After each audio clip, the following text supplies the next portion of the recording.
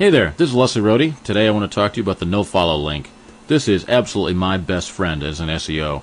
Every day of the week I use it to gain an advantage over my competitors. I'll show you how, but first let's talk about where it came from and what it was really originally intended for. It was intended to eliminate blog comment spam, and it actually did help, although it's not a complete solution. It did actually help. Blog comment spam, in case you don't actually run a blog, when you make your post there and you can allow people to comment after it, some people, believe it or not, don't comment about your post. They comment about their own sites, and they put a link in there, and pretty soon this site right here gets ranked highly because of these comments. Why does that work? Google is so dependent in its ranking algorithm upon link reputation and page rank. So the idea was, let's just block all that with nofollow link, and that way these people aren't even going to bother to comment on your blog because it's not going to help their site. Great idea. But the thing is, it's not just for blogs. The nofollow processing is actually applied for all websites. Why? Because Google can't figure out what is a blog and what's not a blog. What they've done is they've created a new class of link that is sensible to humans and invisible to Google.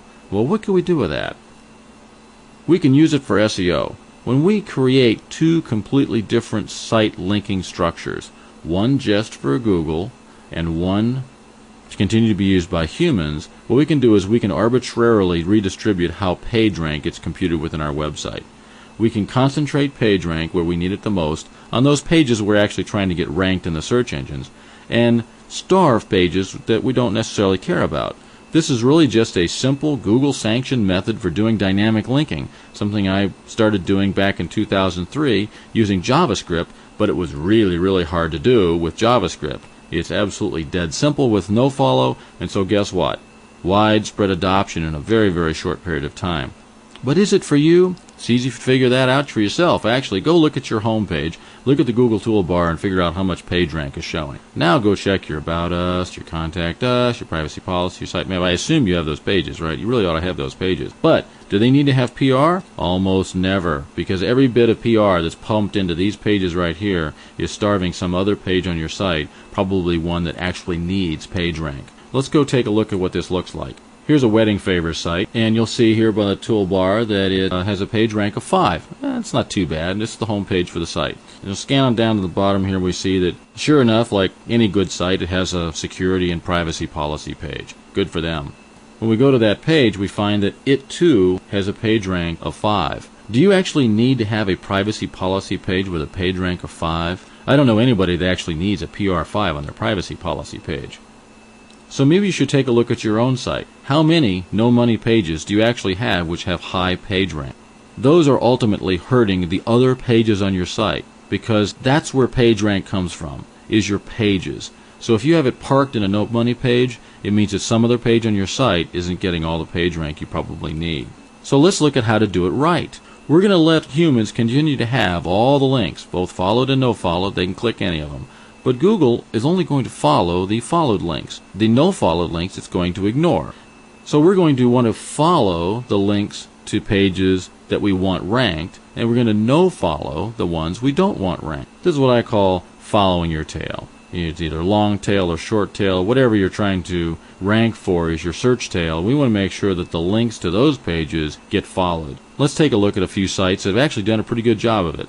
Here's hammocks.com, one of the top-ranked sites for hammocks. And to look at the page, you really can't tell that there's any difference until you turn on a Firefox plugin that highlights the nofollow links in pink. Now we see that they're making extensive use of nofollow in this site.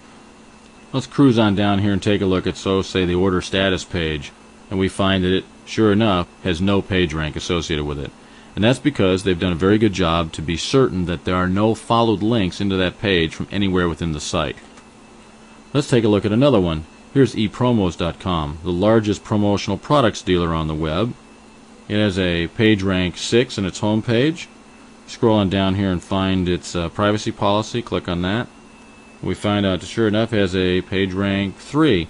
So somewhere in there, they've got some stray links pointing to that, probably a site map or something like that, that aren't completely no-follow. Citysearch.com makes extensive use of no-follow within their domains. The Austin, Texas subdomain has a page rank of 7. You click on their About Us, and you find out that it has a, what is that, a PR3. Not bad. They could probably actually improve that, by the way. Ironically, MSN uses nofollow. Nofollow is definitely here to stay. Some people are concerned that maybe sites that are using nofollow will be flagged or filtered out. If that's true, they're going to end up with an empty index. So on this whole nofollow thing, I've got some good news and some bad news. Alright, let's do the bad news first instead of the good news. We'll end on the good news, okay? First, one more thing to learn. Like, we really needed that, right? It wasn't complicated enough. We needed something more. And oh, by the way, it's really easy to get wrong. And when you get it wrong, it's way worse than if you didn't do it at all. Be very careful with this. Now, on the good side, Google says it's absolutely okay. You can move PageRank around any old way you want to within your site. Not a problem. And it works on any site. Doesn't matter what it is. E-commerce, information, AdSense, you name it. It'll work on all of them. And it works better the bigger the site gets, oh, by the way. And it creates an incredible edge over your competition. So, who's going to do this first? Are you going to do it so that you get an edge over your competition, or are you going to try to catch up when your competitors do it to you? I hope you'd found this an entertaining introduction to nofollow, and I look forward to telling you more about it in the future. This is Leslie Rohde, and as always, have an optimal day.